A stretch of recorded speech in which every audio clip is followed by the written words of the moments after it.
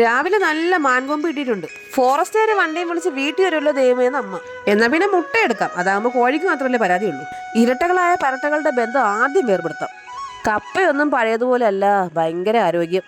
തിന്നുന്നത് പോലെ അത്ര എളുപ്പമല്ല പണിയെടുക്കാനെന്ന് അച്ഛൻ.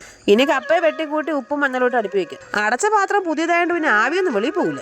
ആകെ ഉണ്ടായിരുന്ന 3 സവാള സർജറി വാർഡിലേക്ക് ക്ഷണിക്കാം. ഇനി കയ്യിൽ ഗ്ലൗസ് ഇട്ട് കത്തിയെടുത്ത് സവാളയുടെ തലയ്ക്കൊരു വെട്ടുകൊണ്ടത് പാവം സവാളയ്ക്കാണെങ്കിലും കണ്ണീരൊന്നും എനിക്കായിരുന്നു. വൃത്തികെട്ട സവാള വെറുതെ അല്ല ആൾക്കാർ അറിഞ്ഞം മുറിഞ്ഞം വെട്ടുന്നത്. ഇനി സവാള കുനുകുന അരിഞ്ഞെടുക്കാം. എനിക്ക് പണ്ടേ അരിയലിനോട് ഭയങ്കര ഇഷ്ടമാണ്. സവാളയ്ക്ക് കൂട്ടിനായിട്ട് 2 പച്ചമുളകും കൂടെ അരിയാം. ഇനി വേവിച്ച കപ്പയുടെ വെള്ളം വാർത്ത് കളയാം. ഇങ്ങനെ ഇരുന്ന് വാർത്ത എൻ്റെ ആസനം പൊള്ളാൻ ചാൻസ് ഉള്ളതുകൊണ്ട് ഇങ്ങോട്ട് മാറി ഇരുന്ന് വാർക്കാം. പിന്നെ വാർക്കപ്പണിക്കല്ലേ പോകുന്നതെന്ന് ആരോ പറയുന്നത് കേട്ടു. ഇനി വേവിച്ച കപ്പയോട് ഒരു സഹതാപം കാണിക്കാതെ ഇടിച്ച് ചമ്മന്തിയാക്കാം. എണ്ണ ചൂടാകുമ്പോൾ അരിഞ്ഞു വെച്ചിരിക്കുന്ന സാധനങ്ങളും മുളക് പൊടി, മഞ്ഞൾപ്പൊടി, ഗരം മസാല, കുരുമുളക്, ഉപ്പ് ഇത്ര ഇട്ടിട്ട് വഴറ്റാം. അടുത്തത് കപ്പയെ പറ്റിക്കൽ പരിപാടിയാണ്. ചിക്കൻ മസാല ഇടാം. ചിക്കൻ മസാലയുടെ മണം അടിച്ച് ചിക്കൻ ഉണ്ടെന്ന് പാവം കപ്പ തെറ്റിദ്ധരിച്ചോളും. ചിക്കൻ ഇല്ലെങ്കിൽ എന്താ, മുട്ടയുണ്ടല്ലോ. ഇനി മുട്ടയും കൂടെ ചേർത്തത് ഇങ്ങനെ സെറ്റാക്കി എടുക്കണം.